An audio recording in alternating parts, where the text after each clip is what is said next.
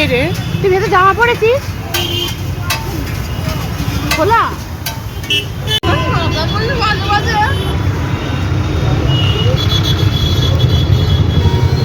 বিট্টুর জীবনে আমি কথা বলবো।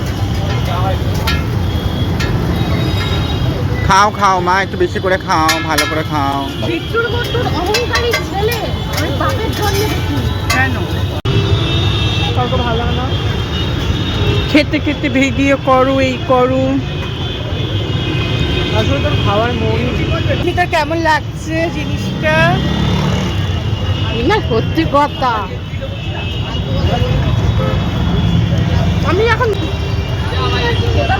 এরকম দিবি।